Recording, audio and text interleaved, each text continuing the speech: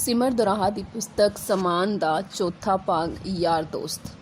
ਸੋ ਇਸ ਤੋਂ ਬਾਅਦ ਕਾਲਜ ਵੀ ਦਿਲ ਨਹੀਂ ਲੱਗ ਰਿਹਾ ਕਿਉਂਕਿ ਇਕੱਲਾ ਹੀ ਸੌਰਵ ਹੁੰਦਾ ਸੀ, ਪਰ ਸੌਰਵ ਜ਼ਿਆਦਾਤਰ ਘੁੰਮਣ ਫਿਰਨ ਤੇ ਖਾਣ ਪੀਣ ਵੱਲ ਹੀ ਰਹਿੰਦਾ ਸੀ। ਜੇ ਪੈਸਾ ਨਾ ਹੋਣ ਕਰਕੇ ਸੌਰਵ ਨਾਲ ਵਧੀਆ ਜਗ੍ਹਾ ਤੇ ਘੁੰਮ ਤਾਂ ਰਿਹਾ ਸੀ, ਪਰ ਖੁਸ਼ੀ ਨਹੀਂ ਸੀ ਉਹਨਾਂ ਚੀਜ਼ਾਂ 'ਚ, ਕਿਉਂਕਿ ਇਹਨਾਂ ਕੁ ਐਸ਼ ਦਾ ਵਿਕਾਸ ਨਾਲ ਮੈਂ ਬਚਪਨ 'ਚ ਕਰ ਲਈ ਸੀ।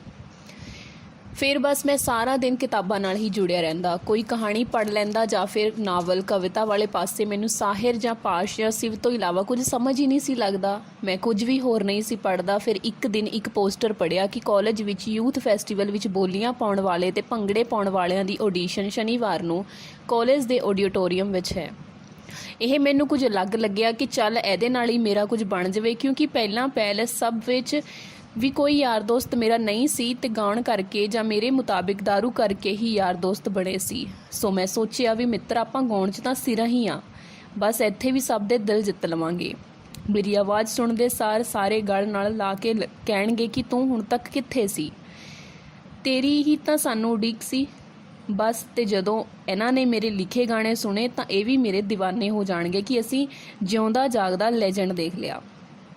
ਮੈਂ ਉਡੀਕ ਕਰਨ ਲੱਗਾ ਸ਼ਨੀਵਾਰ ਦੀ, ਤੇ ਕੰਮ ਤੇ ਜਾਂਦਾ ਤਾਂ ਰੋਜ਼ ਰਾਤ ਨੂੰ ਜਾਂ ਪੜ੍ਹਦਾ ਜਾਂ ਗਾਣੇ ਸੁਣਾਉਣ ਲੱਗ ਜਾਂਦਾ। ਉਹ ਮੇਰੇ ਤੋਂ ਖੁਸ਼ ਸੀ ਕਿ ਬੱਬੂ ਵਰਗਾ ਤਾਂ ਪੰਜਾਬ 'ਚ ਗਵਈਆ 10 ਸਾਲਾਂ ਵਿੱਚ ਇੱਕ ਹੀ ਜੰਮਦਾ ਹੈ।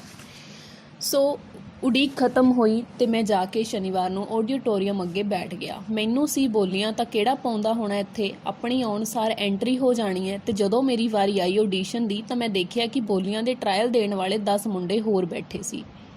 ਮੈਨੂੰ ਕੁਝ ਝਟਕਾ ਲੱਗਿਆ ਕਿ ਇਹ ਤਾਂ ਬੋਲੀਆਂ ਦੇ ਟਰਾਇਲ ਦੇਣ ਆਏ ਨੇ। ਤੇ ਫਿਰ ਮੈਨੂੰ ਇੱਦਾਂ ਸੀ ਕਿ ਇਹ ਆਪਣੇ ਬਰਾਬਰ ਕਿੱਥੇ ਗਾ ਲੈਣਗੇ, ਪਰ ਹੋਇਆ ਇਸ ਤੋਂ ਬਿਲਕੁਲ ਉਲਟ।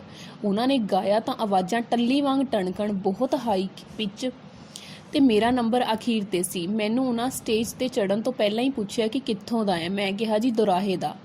ਤਾਂ ਸਾਰੇ ਪੁਰਾਣੇ ਬੰਦੇ ਤੇ ਕੋਚ ਹੱਸਣ ਲੱਗ ਪਏ ਤੇ ਉਸ ਜਗ੍ਹਾ ਤੋਂ ਬਹੁਤ ਲੋਕੀ ਬੈਠੇ ਸੀ। ਸਮਝ ਨਾ ਆਵੇ ਕੌਣ ਕੋਚ ਹੈ, ਕੌਣ ਭੰਗੜਾ ਪਾ ਚੁੱਕਿਆ ਹੈ ਤੇ ਕੌਣ ਟਰਾਇਲ ਦੇਣ ਆਇਆ ਹੈ, ਪਰ ਪਿੰਡ ਦਾ ਨਾਮ ਲੈਣ ਕਰਕੇ ਸਾਰੇ ਹੱਸੇ ਕਿਉਂ, ਮੈਨੂੰ ਇਹ ਸਮਝ ਨਹੀਂ ਲੱਗਿਆ।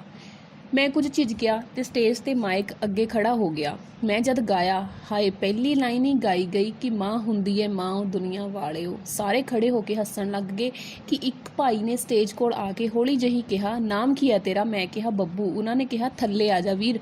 ਉਸ ਦਿਨ ਇਸ ਤਰ੍ਹਾਂ ਲੱਗਿਆ ਜਿਵੇਂ ਭਰੀ ਸਭਾ 'ਚ ਮੇਰੇ ਨਾਲ ਦ੍ਰੋਪਦੀ ਵਾਂਗ ਚੀਰ ਹਰਨ ਹੋਇਆ ਹੋਵੇ। ਪੰਜੋ ਪਾਂਡਵ ਭਾਵ ਮੇਰੇ ਸਬਵੇ ਵਾਲੇ, ਮੇਰੇ ਸ਼ਾਇਰ, ਮੇਰੇ ਗਾਇਕ, ਮੇਰੀ ਪੜ੍ਹਾਈ, ਮੇਰੇ ਘਰ ਦੇ ਸਭ ਹਾਰ ਗਏ ਤੇ ਕੌਰਵ ਮੇਰੀ ਇੱਜ਼ਤ ਲੁੱਟ ਰਹੇ ਸਨ। ਪਰ ਪਤਾ ਨਹੀਂ ਮਨ 'ਚ ਕੀ ਹੌਸਲਾ ਆਇਆ ਕਿ ਮੈਨੂੰ ਅੰਦਾਜ਼ਾ ਹੋਇਆ ਕਿ ਕੋਚ ਕੌਣ ਹੈ। ਮੈਂ ਉਸ ਕੋਲ ਗਿਆ ਤੇ ਪੁੱਛਿਆ ਕਿ ਮੈਂ ਠੀਕ ਨਹੀਂ ਗਾਇਆ। ਉਸਨੇ ਮੇਰੀ ਬਾਂਹ ਫੜੀ ਤੇ ਮੈਨੂੰ ਆਡੀਟੋਰੀਅਮ ਤੋਂ ਬਾਹਰ ਵੱਲ ਲੈ ਗਿਆ। ਉਸ ਪਿੱਛੇ ਘੱਟੋ ਘੱਟ 25-26 ਜਣੇ ਭੱਜੇ ਆਉਣ। ਮੈਨੂੰ ਲੱਗਿਆ ਕਿ ਹੁਣ ਜਿਹੜੀ ਕੁੱਟ ਪੈਣੀ ਹੈ ਇਹ ਤਾਂ ਕੱਪੜੇ ਹੀ ਪਾੜ ਕੇ ਭੇਜਣਗੇ। ਦਿਲ ਕੀਤਾ ਬਾਂਹ ਛੁਡਾ ਕੇ ਭੱਜਾਂ ਤੇ ਮੁੜ ਕੇ ਕਦੇ ਕਾਲਜ 'ਚ ਨਾ ਆਵਾਂ ਤੇ ਇਹ ਵੱਡੀਆਂ ਮੁੱਛਾਂ ਵਾਲੇ ਭੰਗੜੇ ਦੇ ਪਲੇਅਰ ਮੈਨੂੰ ਮਾਰ ਹੀ ਦੇਣਗੇ। ਪਰ ਹੋਇਆ ਇਸ ਤੋਂ ਬਿਲਕੁਲ ਉਲਟ। ਮੈਂ ਡਟਿਆ ਰਿਹਾ ਕਿ ਅੱਜ ਪੁੱਛ ਕੇ ਤਾਂ ਜਾਵਾਂ ਕਿ ਕਮੀ ਕੀ ਸੀ ਮੇਰੇ 'ਚ। ਇੱਕ ਪਾਸੇ ਲਿਜਾ ਕੇ ਮੈਨੂੰ ਕੋਚ ਨੇ ਕਿਹਾ, ਪੁੱਤ 2 ਗੱਲਾਂ ਦੱਸੂਗਾ ਜਿਨ੍ਹਾਂ ਕਰਕੇ ਆਡੀਟੋਰੀਅਮ ਅੱਗੇ ਸੋਚ ਕੇ ਵੜੀ। ਇੱਕ ਤਾਂ ਤੇਰੀ ਆਵਾਜ਼ ਬੋਲੀਆਂ ਲਈ ਕੀ ਗਾਉਣ ਲਈ ਵੀ ਨਹੀਂ ਬਣੀ। ਬੋਲੀਆਂ ਤਾਂ ਫਿਰ ਬਹੁਤ ਹਿੱਕ ਦੇ ਜ਼ੋਰ ਤੇ ਪਾਉਣ ਵਾਲਾ ਹੀ ਬੰਦਾ ਕੰਮ ਕਰ ਸਕਦਾ ਹੈ। ਦੂਜੀ ਗੱਲ, ਤੂੰ ਦੋਰਾਹੇ ਦਾ ਏ। ਬਸ ਇੰਨਾ ਕਹਿ ਕੇ ਉਹਨੇ ਮੇਰੀ ਬਾਂਹ ਛੱਡਤੀ ਤੇ ਮੈਂ ਜਾਨ ਬਚਾ ਕੇ ਉੱਥੋਂ ਭੱਜਿਆ। ਉੱਥੋਂ ਸਿੱਧਾ ਮੈਂ ਕੰਮ ਤੇ। ਸਾਰਾ ਦਿਨ ਕੰਮ ਤੇ ਮੈਂ ਇਹ ਸੋਚਦਾ ਰਿਹਾ ਕਿ ਮਿੱਤਰਾਂ ਨੂੰ ਗਾਉਣ ਵਾਲਾ ਭੁਲੇਖਾ ਪਾਇਆ ਹੀ ਕਿਉਂ। ਇਹ ਯਾਰਾਂ ਦੋਸਤਾਂ 'ਚ ਬਹਿ ਕੇ ਗਾਉਣਾ ਤੇ ਘਰਦਿਆਂ ਸਾਹਮਣੇ ਗਾਉਣ ਨੂੰ ਮਾਈਕ ਮੂਹਰੇ ਖੜ ਕੇ ਹਿੱਕ ਦੇ ਜ਼ੋਰ ਨਾਲ ਗਾਉਣ ਨੂੰ ਗਾਣਾ ਕਹਿੰਦੇ ਨੇ। ਮੰਨ ਲੈ ਮਿੱਤਰਾ, ਅੱਜ ਤੋਂ ਬਾਅਦ ਗਾਉਣ ਬਾਰੇ ਨਾ ਸੋਚੀ ਸਟੇਜ ਤੇ। ਪਰ ਦੂਜੀ ਗੱਲ ਵਾਰ ਦਿਮਾਗ 'ਚ ਵੱਜੀ ਜਾਵੇ ਕਿ ਦੂਜਾ ਤੂੰ ਦੋਰਾਹੇ ਤੋਂ ਹੈ। ਮੈਂ ਸੋਚਿਆ ਇਹ ਵੀ ਇੱਕ ਸ਼ਹਿਰ ਦੇ ਨਾਮ ਤੋਂ ਕਾਹਦੀ ਖਿਝ ਹੋਈ ਭੰਗੜੇ ਦੇ ਕੋਚ ਨੂੰ। ਇਸ ਗੱਲ ਨੇ ਮੈਨੂੰ ਸਾਰਾ ਦਿਨ ਦੁਖੀ ਕੀਤਾ। ਅਗਲੇ ਦਿਨ ਫਿਰ ਕਾਲਜ ਗਿਆ। ਕੰਟੀਨ 'ਚ ਉਹੀ ਮੁੰਡਾ ਬੈਠਾ ਸੀ, ਸਾਊ ਜਿਹਾ, ਜਿਸਨੇ ਕਿਹਾ ਸੀ ਸਟੇਜ ਤੋਂ ਉੱਤਰ ਜਾ। ਮੈਂ ਉਸ ਕੋਲ ਜਾ ਕੇ ਹੱਥ ਅੱਗੇ ਕੀਤਾ ਤੇ ਪੁੱਛਿਆ ਕਿ ਬਾਈ ਜੀ ਕੀ ਹਾਲ ਨੇ। ਉਸਨੇ ਖੜਾ ਹੋ ਕੇ ਪਹਿਲਾਂ ਆਲੇ ਦੁਆਲੇ ਦੇਖਿਆ, ਫਿਰ ਮਲਕ ਦੇਣੀ ਹੱਥ ਮਿਲਾ ਕੇ ਕਿਹਾ, ਤੂੰ ਉਹੀ ਹੈ ਨਾ ਦੋਰਾਹੇ ਵਾਲਾ? ਮੈਂ ਕਿਹਾ ਹਾਂਜੀ ਵੀਰੇ। ਉਹਨੇ ਕਿਹਾ, ਕੱਲ੍ਹ ਵਾਲੀ ਗੱਲ ਦਾ ਗੁੱਸਾ ਨਾ ਕਰੀ ਵੀਰ, ਇੱਕ ਗੱਲ ਹੋਰ ਸੁਣ, ਕਦੇ ਭੰਗੜੇ ਵਾਲਿਆਂ ਦੇ ਕੋਲ ਨਾ ਜਾਈਂ। ਮੈਂ ਉਹਨੂੰ ਕਿਹਾ, ਵੀਰੇ ਬਸ ਮੈਨੂੰ ਇੰਨਾ ਦੱਸ ਦਿਓ ਕਿ ਦੋਰਾਹੇ ਵਾਲਾ ਚੱਕਰ ਕੀ ਹੈ। ਉਹਨੇ ਕਿਹਾ, ਸੁਣਨਾ ਚਾਹੁੰਦਾ, ਗੁੱਸਾ ਤਾਂ ਨਹੀਂ ਕਰੇਗਾ? ਮੈਂ ਕਿਹਾ ਨਹੀਂ। ਫਿਰ ਉਹ ਬੋਲਣ ਲੱਗਿਆ, ਦੇਖ ਬਈ ਦੋਰਾਹੇ ਵਾਲਿਆ, ਅਸੀਂ ਹੈਗੇ ਹਾਂ ਭੰਗੜੇ ਵਾਲੇ। ਅਸੀਂ ਜ਼ਿਆਦਾ ਮਿਹਨਤ ਕਰਦੇ ਹਾਂ, ਘਰ ਵੀ ਨਹੀਂ ਜਾਂਦੇ ਕਦੇ ਕੋਈ ਵੀ ਮੌਸਮ ਹੋਵੇ ਸਾਨੂੰ ਆਡੀਟੋਰੀਅਮ 'ਚ ਬੱਜੇ ਟਾਈਮ 'ਤੇ ਆਉਣਾ ਪੈਂਦਾ। ਅਸੀਂ ਨੱਚ ਕੇ ਭਾਰ ਵੀ ਸਾਰਾ ਘਟਾ ਲੈਂਦੇ ਹਾਂ। ਕਿੰਨੇ ਹੀ ਮਹੀਨੇ ਮੁੱਛਾਂ ਦਾੜ੍ਹੀਆਂ ਨਹੀਂ ਕਟਾਉਂਦੇ ਕਿ ਜਦ ਉਹ 10 ਮਿੰਟ ਅਸੀਂ ਸਟੇਜ 'ਤੇ ਭੰਗੜਾ ਪਾਉਣਾ ਹੈ ਤਾਂ ਸਾਡੀ ਪੱਗ ਨਾਲ ਟੋਰ ਲੱਗੇ। ਕਿੰਨਾ ਖੂਨ ਪਸੀਨੇ 'ਚ ਤਬਦੀਲ ਕਰਦੇ ਹਾਂ। ਮਤਲਬ ਕਿ ਭੰਗੜਾ ਸਾਡੇ ਲਈ ਜਿਉਣ ਮਰਨ ਵਰਗਾ ਹੀ ਹੁੰਦਾ ਹੈ। ਪਰ ਹਾਂ, ਜੇਕਰ ਕੋਈ ਪੱਟਾਂ ਦੇ ਜ਼ੋਰ 'ਤੇ ਸਾਡੇ ਤੋਂ ਵੀ ਵਧੀਆ ਪਾ ਜਾਵੇ ਤਾਂ ਅਸੀਂ ਉਹਦੀ ਤਾਰੀਫ ਵੀ ਕਰਦੇ ਹਾਂ ਅਤੇ ਪੂਰਾ ਸਾਲ ਉਡੀਕ ਕਰਦੇ ਹਾਂ ਕਿ ਅਗਲੇ ਸਾਲ ਹੋਰ ਮਿਹਨਤ ਨਾਲ ਆਉਣਾ ਹੈ। ਪਰ ਯਾਰ, ਜੇ ਕੋਈ ਬਿਨਾਂ ਹੀ ਕਿਸੇ ਗਲਤੀ ਤੋਂ ਸਾਨੂੰ ਹਾਰਿਆ ਹੋਇਆ ਐਲਾਨ ਕਰ ਦੇਵੇ ਇੰਨੇ ਮਹੀਨਿਆਂ ਦੀ ਮਿਹਨਤ ਤੋਂ ਬਾਅਦ, ਤਾਂ ਉਸਦੀ ਮੇਰੇ ਕੋਲ ਕੋਈ ਤਸ਼ਬੀਹ ਹੀ ਨਹੀਂ ਸ਼ਾਇਦ। ਇਹ ਇੰਨੀ ਮਿਹਨਤ ਕਰਨ ਵਾਲਾ ਇੱਕ ਭੰਗੜਚੀ ਹੀ ਜਾਣਦਾ ਹੈ ਕਿ ਉਹਦੇ ਦਿਲ 'ਤੇ ਕੀ ਬੀਤਦੀ ਹੈ। ਕੁਝ ਅਜਿਹਾ ਹੀ ਸਾਡੀ ਟੀਮ ਨਾਲ ਤੁਹਾਡੇ ਦੁਰਾਹੇ ਵਿੱਚ ਪਿਛਲੇ ਸਾਲ ਹੋਇਆ। ਹੋਸਟ ਕਾਲਜ ਵਾਲਿਆਂ ਨੇ ਸਾਨੂੰ ਨੱਚਦੇ ਵਿੱਚੋਂ ਰੋਕ ਦਿੱਤਾ ਅਤੇ ਆਡੀਅנਸ 'ਚ ਕੋਈ ਸ਼ਰਾਰਤ ਕਰ ਰਿਹਾ ਸੀ ਅਤੇ ਬਾਅਦ 'ਚ ਸਾਨੂੰ ਹਾਰਿਆ ਕਰਾਰ ਦਿੱਤਾ ਗਿਆ। ਆਡੀਅנਸ ਦੀ ਗਲਤੀ ਦੀ ਸਜ਼ਾ ਇੱਕ ਸਟੇਜ 'ਤੇ ਨੱਚ ਰਹੀ ਟੀਮ ਨੂੰ ਕਦੇ ਨਹੀਂ ਮਿਲਦੀ, ਪਰ ਇਹ ਭੰਗੜੇ ਦੇ ਮੁਕਾਬਲੇ ਨੇ। ਇੱਥੇ ਧੱਕਾ ਕਰਨ ਲਈ ਹੋਸਟ ਕਾਲਜ ਕੁਝ ਵੀ ਕਰ ਸਕਦਾ ਹੈ। ਸੋ ਮਿੱਤਰਾ, ਜਿਸ ਟੀਮ ਨਾਲ ਉਹਦੇ ਕੋਚਾਂ ਨਾਲ ਇੰਨਾ ਧੱਕਾ ਕਿਸੇ ਸ਼ਹਿਰ 'ਚ ਹੋਇਆ ਹੋਵੇ, ਉਹ ਪੂਰਾ ਸਾਲ ਇਹੀ ਸੋਚ ਕੇ ਰਾਤਾਂ ਕੱਟੀਆਂ ਹੋਣ ਕਿ ਸਾਡਾ ਕਸੂਰ ਕਿੱਥੇ ਸੀ, ਜਾਂ ਅਸੀਂ ਅਗਲਾ ਸਾਲ ਕਦੋਂ ਆਵੇ ਅਤੇ ਕਦੋਂ ਹੋਰ ਮਿਹਨਤ ਨਾਲ ਉੱਥੇ ਜਾਈਏ ਅਤੇ ਦੱਸੀਏ ਉਸ ਸ਼ਹਿਰ ਦੇ ਨਾਮ 'ਚ ਕਿੰਨੀ ਕੁ ਜ਼ਹਿਰ ਘੁਲ ਜਾਂਦੀ ਹੋਊ ਸੁਣੇ ਅਤੇ ਸਾਡੀ ਟੀਮ ਮੈਂਬਰਾਂ ਲਈ। ਬਸ ਇਹ ਕਹਿ ਕੇ ਉਹ ਉੱਠਣ ਲੱਗਿਆ ਤਾਂ ਮੈਂ ਕਿਹਾ, ਵੀਰੇ ਤੁਹਾਡਾ ਨਾਮ ਕੀ ਹੈ? ਉਹਨੇ ਕਿਹਾ ਕਿ ਸ਼ੀਰਾ। ਵੈਸੇ ਮੈਨੂੰ ਸਾਰੇ ਰਾਏਕੋਟੀ ਕਹਿੰਦੇ ਨੇ ਇੱਥੇ। ਸ਼ੀਰੇ ਦੇ ਜਾਣ ਪਿੱਛੋਂ ਮੈਂ ਬਹੁਤ ਦੇਰ ਸੋਚਦਾ ਰਿਹਾ ਕਿ ਇੱਕ ਬੰਦੇ ਦੇ ਇੱਕ ਕਰਕੇ ਪੂਰੇ ਸ਼ਹਿਰ ਦਾ ਨਾਮ ਕਿੰਨਾ ਖਰਾਬ ਹੁੰਦਾ ਹੈ ਅਤੇ ਲੋਕ ਉਹ ਸ਼ਹਿਰ ਦੇ ਹਰ ਇੱਕ ਬੰਦੇ ਦੀ ਤੁਲਨਾ ਫਿਰ ਉਸ ਮਾੜੇ ਇਨਸਾਨ ਨਾਲ ਹੀ ਕਰਦੇ ਨੇ। ਹੁਣ ਮੈਨੂੰ ਸਮਝ ਆ ਰਿਹਾ ਸੀ ਕਿ ਕੱਲ੍ਹ ਮੇਰੇ ਦੁਰਾਹੇ ਕਹੇ ਕੋਚ ਦੇ ਮਨ 'ਚ ਕੀ ਆਇਆ ਹੋ ਕਿ ਹਰ ਵਾਰ ਇਹਨਾਂ ਸਾਡੀਆਂ ਜੜ੍ਹਾਂ ਹੀ ਛੇੜੀਆਂ ਨੇ, ਹੁਣ ਇਹ ਟੀਮ 'ਚ ਆ ਕੇ ਪੁੱਟਣ ਨੂੰ ਹੀ ਫਿਰਦੇ ਆ। ਅਤੇ ਦੂਸਰੀ ਗੱਲ, ਮੇਰੀ ਆਵਾਜ਼ ਵੀ ਭੰਗੜੇ ਦੀਆਂ ਬੋਲੀਆਂ ਵਾਲੀ ਨਹੀਂ ਸੀ, ਪਰ ਪਤਾ ਨਹੀਂ ਕਿਉਂ ਦਿਲ 'ਚ ਵਾਰ-ਵਾਰ ਆਈ ਗਿਆ ਕਿ ਜੇ ਚੁੱਪ ਕਰਕੇ ਇਹ ਮੰਨ ਲਿਆ ਕਿ ਗਾਉਣਾ ਨਹੀਂ ਆਉਂਦਾ, ਦੁਰਾਹੇ ਕਰਕੇ ਮੈਨੂੰ ਪਾਉਣਗੇ। ਨਹੀਂ ਤਾਂ ਸ਼ਾਇਦ ਉਮਰ ਜਦ ਵੀ ਮੇਰੇ ਸ਼ਹਿਰ ਕੋਲੋਂ ਲੰਘਿਆ ਕਰਨਗੇ ਕਿਹਾ ਕਰਨਗੇ ਇੱਥੋਂ ਦੇ ਲੋਕ ਬਹੁਤ ਮਾੜੇ ਨੇ। ਬਸ ਫੇਰ ਕੀ ਸੀ, ਅੰਦਰ ਦਾ ਸੁੱਤਾ ਪਾਸ਼ ਜਾਗ ਪਿਆ ਜਿਹੜਾ ਕਹਿ ਰਿਹਾ ਸੀ ਹੁਣ ਇਹ ਸਭ ਸਾਡੇ ਸਮਿਆਂ ਵਿੱਚ ਹੀ ਕਿਉਂ ਹੋਣਾ ਸੀ। ਪਰ ਚਲੋ ਜੋ ਵੀ ਹੈ ਹੁਣ ਚਲਿਆ ਜਾਵੇ। ਉੱਡਦੇ ਬਾਜਾਂ ਮਗਰ ਤੇ ਮੂੰਹ ਤੇ ਪਾਣੀ ਮਾਰ ਕੇ ਥੋੜ੍ਹਾ ਜਿਹਾ ਪੀ ਕੇ ਹੌਸਲਾ ਕਰਕੇ ਦੁਬਾਰਾ ਮੈਂ ਵੜ ਗਿਆ ਆਡੀਟੋਰੀਅਮ ਦੇ ਅੰਦਰ। ਸਾਰੇ ਮੈਨੂੰ ਦੇਖਣ ਹੀ ਨਹੀਂ ਘੂਰਨ ਲੱਗੇ ਤੇ ਅੱਖਾਂ ਕੱਢ ਕੇ ਕੋਈ ਮੁੱਛਾਂ ਤੇ ਹੱਥ ਫੇਰੇ। ਮੈਂ ਸਿੱਧਾ ਜਾ ਕੇ ਕੋਚ ਦੇ ਪੈਰਾਂ 'ਚ ਬਹਿ ਗਿਆ। ਇੱਕ ਹੀ ਗੱਲ ਕਹੀ ਕਿ ਇਸ ਸਾਲ ਨਾ ਵੀ ਪਵਾਓ ਬੋਲੀਆਂ, ਮੈਂ ਪੂਰਾ ਸਾਲ ਸਿੱਖੂ, ਅਗਲੇ ਸਾਲ ਲਈ ਤਿਆਰ ਹੋਂ। ਜੇ ਅਗਲੇ ਨਹੀਂ ਤਾਂ ਉਸ ਤੋਂ ਅਗਲੇ ਸਹੀ, ਪਰ ਬੋਲੀਆਂ ਤਾਂ ਮੈਂ ਹੁਣ ਇਸ ਕਾਲਜ ਦੀ ਟੀਮ ਨਾਲ ਪਾ ਕੇ ਹੀ ਜਾਊਂ। ਤਾਂ ਇੱਕੋ ਦਮ ਇੱਕ ਪ੍ਰੋਫੈਸਰ ਬੋਲਿਆ, ਅਸੀਂ ਤੁਹਾਡੇ ਸ਼ਹਿਰ ਦਾ ਕੁੱਤਾ ਵੀ ਕਾਲਜ 'ਚ ਨਹੀਂ ਵੜਨ ਦਿੰਦੇ ਤੇ ਤੁਸੀਂ ਤਾਂ ਟੀਮ 'ਚ ਵੜਨ ਨੂੰ ਫਿਰਦਾ। ਮੇਰੇ ਮੂੰਹ 'ਚੋਂ ਕੁਝ ਨਾ ਨਿਕਲਿਆ। ਬਸ ਮੈਂ ਇੰਨਾ ਹੀ ਕਿਹਾ, ਸਰ ਮੈਨੂੰ ਇੱਕ ਮੌਕਾ ਦਿਓ। ਕੋਚ ਦੇ ਮਨ 'ਚ ਪਤਾ ਨਹੀਂ ਕੀ ਆਇਆ, ਉਸਨੇ ਕਿਹਾ ਰੋਜ਼ ਆਉਣਾ ਪਊ। ਮੈਂ ਕਿਹਾ ਠੀਕ ਹੈ ਜੀ, ਪਰ ਹੱਸ ਕੇ ਕਹਿੰਦਾ ਚੱਲ ਹੁਣ ਜਾ, ਕੱਲ੍ਹ ਤੋਂ ਆ ਜੀ, ਫੇਰ ਕਹੇਗਾ ਕੱਲਾ ਸੀ ਤੇ ਮੁੰਡੇ ਤੇ ਹੱਥ ਫੇਰਨ ਲੱਗੇ। ਇੰਨਾ ਕਹਿ ਕੇ ਕੋਚ ਹੱਸ ਪਿਆ। ਮੈਂ ਵੀ ਹੱਸ ਪਿਆ ਕਿਉਂਕਿ ਮੇਰਾ ਧਿਆਨ ਹੱਥ ਫੇਰਨ ਵਾਲੀ ਗੱਲ ਤੇ ਨਹੀਂ, ਕੱਲ੍ਹ ਤੋਂ ਆਉਣ ਵਾਲੀ ਗੱਲ ਤੇ ਸੀ। ਬਸ ਫੇਰ ਕੀ ਸੀ, ਨੈਟ ਤੋਂ ਪਹਿਲਾਂ ਤਾਂ ਕੱਢੀਆਂ ਬੋਲੀਆਂ ਤੇ ਸਾਰੀਆਂ ਟੀਮਾਂ ਦੀਆਂ ਸੁਣੀਆਂ, ਇੱਕ ਕਾਪੀ ਤੇ ਲਿਖ ਲਈਆਂ ਤੇ ਇੱਕ ਤਾਨਪੁਰਾ ਮੋਬਾਈਲ 'ਚ ਡਾਊਨਲੋਡ ਕਰਕੇ ਕਾਲਜ ਜਾਣ ਤੋਂ ਪਹਿਲਾਂ, ਇੱਕ ਕੰਮ ਜਾਣ ਤੋਂ ਪਹਿਲਾਂ ਇੱਕ ਘੰਟੇ ਦਾ ਰਿਆਜ਼ ਕੀਤਾ ਸ਼ੁਰੂ ਤੇ ਨਾਲੇ ਮੈਂ ਕੰਮ ਕਰਿਆ ਕਰਾਂ। ਕਾਲਜ ਟਾਈਮ ਰਿਹਰਸਲ ਕੰਮ ਤੋਂ ਜਾ ਕੇ ਵੀ ਬੋਲੀਆਂ ਹੀ ਪਾਈ ਜਾਇਆ ਕਰਾਂ ਤੇ ਕੰਮ ਵਾਲੇ ਵੀ ਪਰੇਸ਼ਾਨ ਵੀ ਇਹ ਦਾਰੂ ਕਾਹਤੋਂ ਨਹੀਂ ਪੀਂਦਾ, ਹੁਣ ਕਰਦਾ ਕੀ ਰਹਿੰਦਾ, ਕੀ ਗਾਉਂਦਾ ਰਹਿੰਦਾ ਸਾਰੇ ਦਿਨ।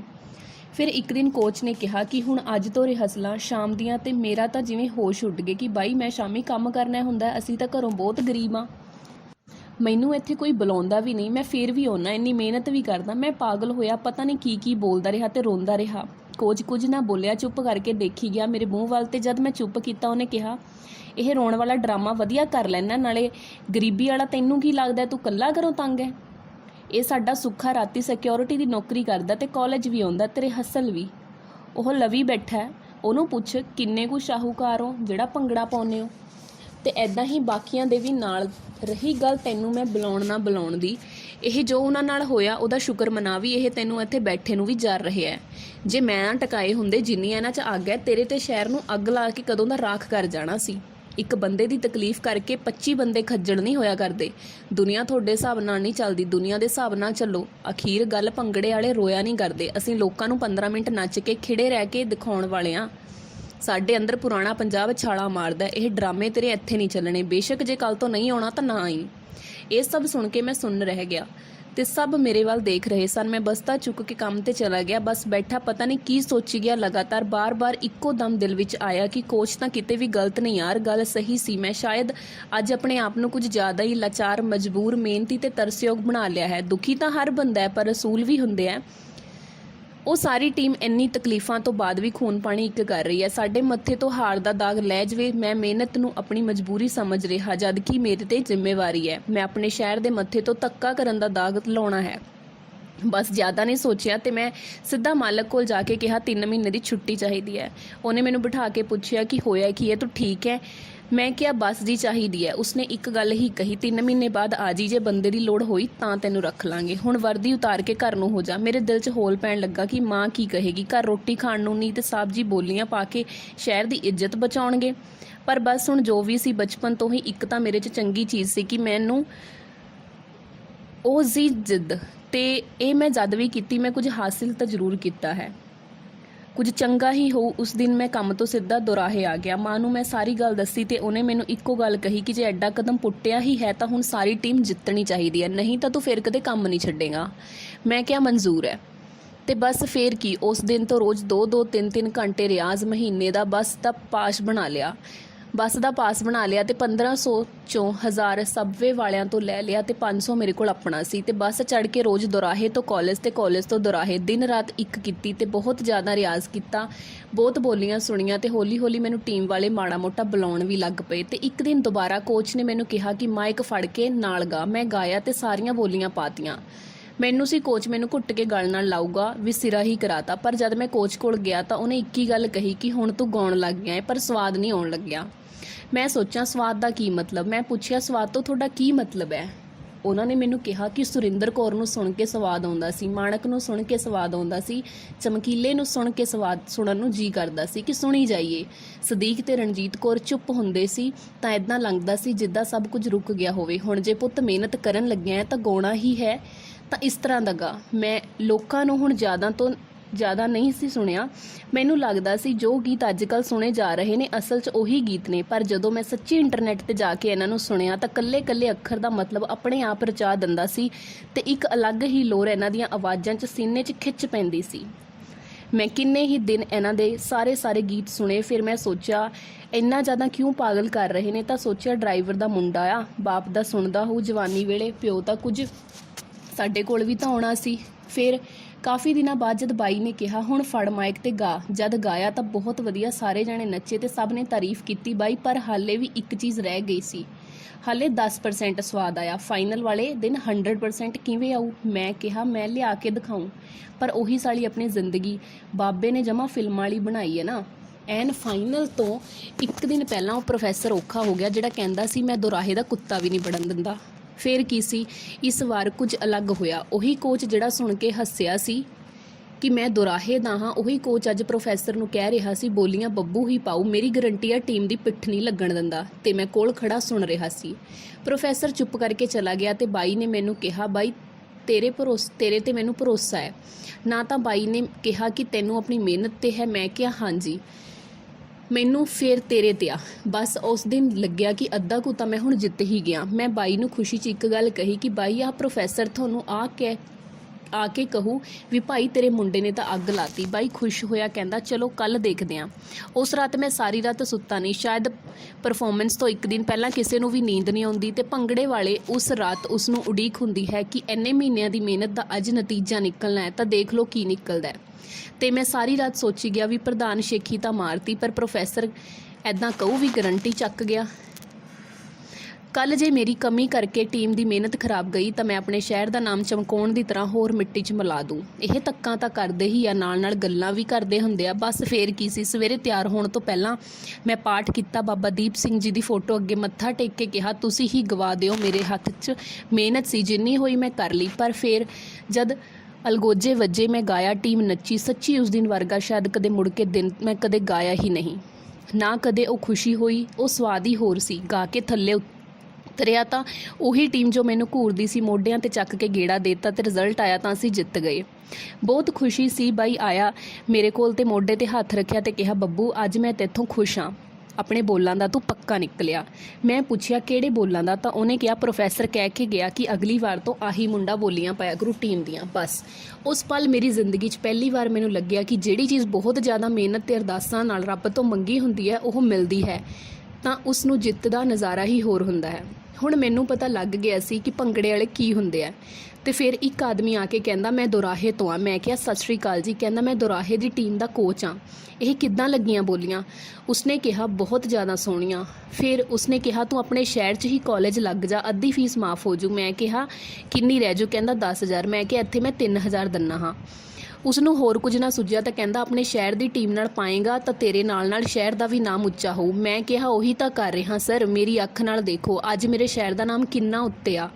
ਇੱਕੋ ਦਮ ਸਾਰੀ ਟੀਮ ਆਈ, ਢੋਲ ਵਜਾਉਂਦੀ ਤੇ ਬੱਕਰੇ ਬੁਲਾਉਂਦੀ।